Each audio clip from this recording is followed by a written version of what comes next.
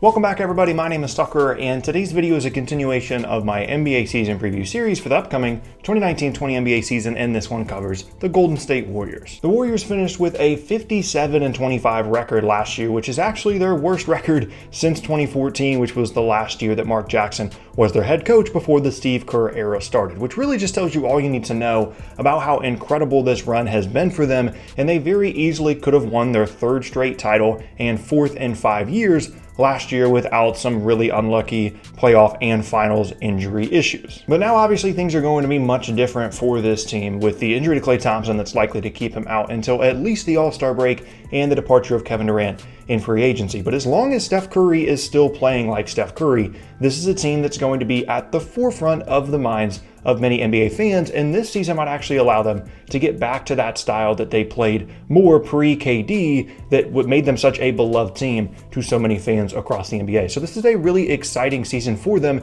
and makes them one of the more interesting teams in the league. But first, let's go ahead and review their offseason, and the first major addition is obviously DeAngelo Russell, who technically came over in a sign and trade, but I'm going to put the contract details up on screen. And this was one of the, if not the most interesting moves of the entire offseason for me personally, because I remember being the first couple of days of free agency, going to bed with DeAngelo Russell almost guaranteed to sign in Minnesota. They were attempting to find ways to move some contracts to bring him in, but there was a lot of mutual interest, and it just seemed like that was the way things were progressing for him.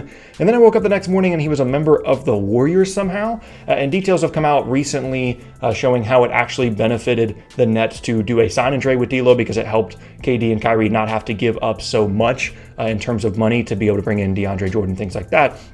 And so it made sense for both sides, and this is obviously a huge deal for the Warriors to not lose KD for essentially nothing, but to get back a player that made his first All-Star team last year, is still young, and ideally should fit pretty well in this Warriors system, at least until Klay Thompson comes back. And that's going to be the big question mark, is how those three players play well together. But once D'Lo gets accustomed a little bit, I do think he's going to be very good in Golden State. I did put him in a video yesterday talking about how I think he could take a step back, but that is just from a statistical perspective. When you're seeing the stats that he put up last year on a Nets team that he really had a lot of offensive responsibility in, I'm expecting those numbers to go back a little bit, but he's obviously still going to be a very significant part of this team because they're going to need his offense specifically until Klay comes back. Next up now in terms of additions is a kind of out of nowhere one, and that is Willie CauleyStein, the center that played for the Kings last year and was drafted by them a couple of years ago. And this is a player that thought he was a lot more valuable on the free agent market than it turned out that he was, but he should actually be a good player for the Warriors, even though he didn't get the money that he hoped that he would, because this is kind of similar to the Nerlens Noel situation a couple of years ago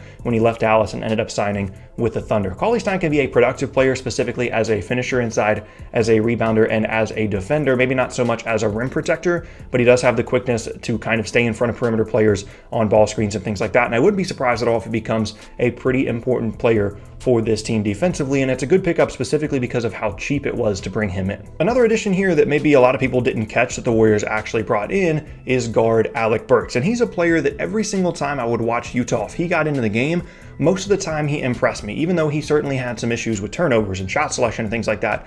From strictly a skill and a talent standpoint, Alec Burks is a good player. He's just had some injury issues. He was good in Utah initially, really struggled to get on the floor after that because of some injury issues, some consistency issues.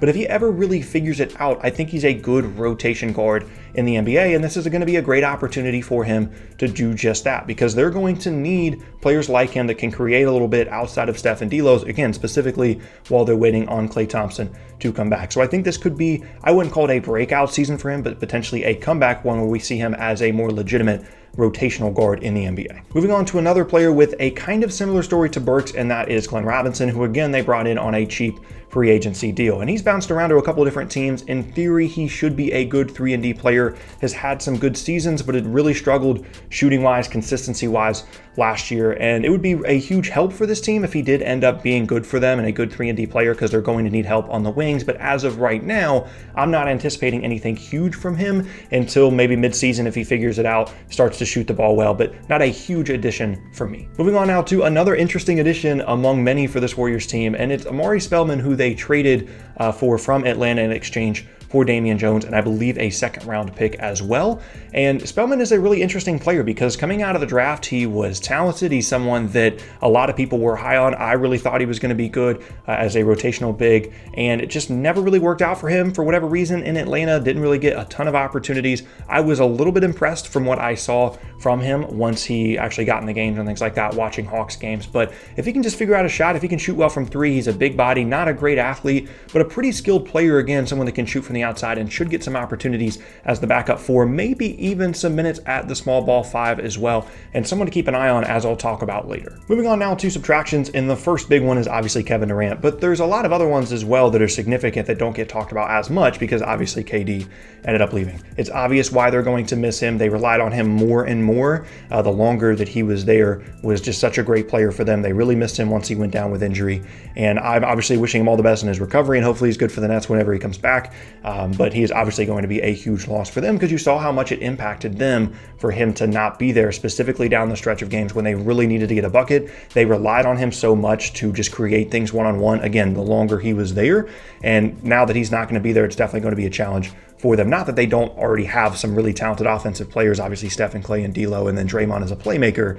But again, it's just that one-on-one scoring ability that they're definitely going to miss. Moving on now to another subtraction, and that is Andre Iguodala, who was traded to Memphis and is currently just kind of in purgatory there because they won't buy him out. They won't trade him, or at least they haven't found a trade that they really like yet. And they're obviously going to miss his veteran leadership, his defensive abilities, how good he is in the postseason, because every year it seems like in the postseason he suddenly learns how to hit a couple of threes a game and defend really well. And he was also a really good just like ball handler and playmaker for them off the bench. And again, once we get to the depth chart and you see who this team is going to be playing at the backup like 1 and 2 and 3 spots, you're going to see how much they're really going to miss Andre Iguodala, more than obviously you guys already know. Next up, another backcourt player that they're missing in subtractions, and that is Quinn Cook, who signed a new deal with the LA Lakers. Not someone that was like remarkably consistent for this team, but does at least have some scoring upside. Someone that I think if the Lakers are going to be good this year, Quinn Cook is probably going to be at least have a small part in it because of his ability as a shooter and things like that. They're going to miss that off the bench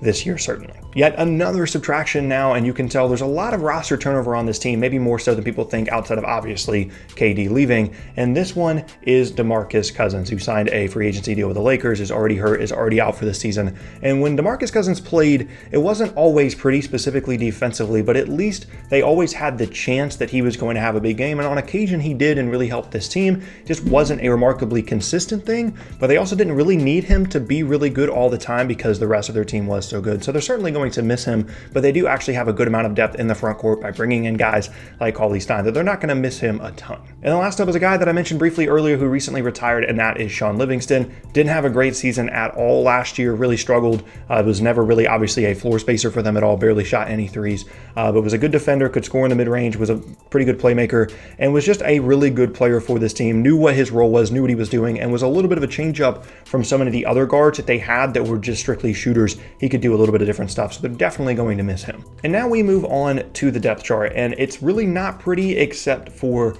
the starting lineup. I've got Steph, Russell, McKinney, Green, Looney, and then off the bench, Burks, Poole, Evans, Robinson, Spellman, and CauleyStein. And this will obviously change once Clay comes back. I'm not putting him in the depth chart at the moment, and it's pretty likely that they're going to do one of two things once he does come back. They're going to run a lot of three-guard lineups to start games with Steph, Clay, and D'Lo, and just kind of see if that works. And if it doesn't, potentially bring D'Lo off the bench to kind of spread out their scoring and playmaking a little bit, and then have Steph and Clay start and still have McKinney at the 3. In terms of the 1 through 3 spots, you can really start to see some of the depth issues that this team is going to have that I continue to mention throughout this video. They're relying on either unproven players or players that have proven to just not be all that good to this point in their careers at the backup 1 and 2, and really the starting 3 and backup 3 spots as well. Alfonso McKinney certainly could have a good season this year, plays hard, can hit occasional jump shots, but he's certainly not a known quantity, someone that you know is going to be a good starting 3 in the NBA. The backup guys aren't all that exciting either. So through the 1 through 3 spots, specifically until Klay Thompson comes back, depth is going to be a huge issue. I'm really not certain who the backup point guard for this team is, as you can tell by the fact that I have Alec Burks as their backup 1. I believe in Steve Kerr's ability to smartly split the minutes up so that D'Lo does play a lot of the backup 1. He's obviously going to be running with the second unit a lot to spread out the playmaking that he and Steph Curry provide. So they're going to figure that stuff out, but strictly from an on-paper depth chart perspective, it doesn't look pretty from those spots. And then the three, like I said, it's probably just going to be a revolving door until Klay comes back, and they'll just kind of ride the hot hand depending on who's playing well. And then in the front court, this is actually a bit of a bright spot for this team. Obviously, you've got Draymond, you've got Looney. Those two guys are going to be really good, specifically defensively. But even the backups are guys that you can believe in. And Spellman, potentially, I think he could be good for this team. And then CauleyStein, specifically in a backup role, should be one of the better off-the-bench bigs in the league. So not a ton of concern at the 4 and 5 spots in terms of not only the starters, but also their depth. Moving on now to some players to watch. And the first one is relatively obvious. It's the big addition. It's DeAngelo Russell. And like I said, I put out a video yesterday talking about some stars that could take a step back this season. And I'm putting DeAngelo Russell on that list, and I'm going to continue to go with that until I see otherwise. Again, just from a statistical perspective, it's going to take him time to get used to not being the guy, obviously Steph being that guy. And then really the more interesting part in terms of the why you're keeping an eye on him is how well he's integrated once Klay comes back and how he deals with that, or even potentially them trading him either at the deadline or this offseason. So definitely keep an eye on DeAngelo Russell, just kind of see how he mixes with this team. And then the other one is someone that I've mentioned a couple of times.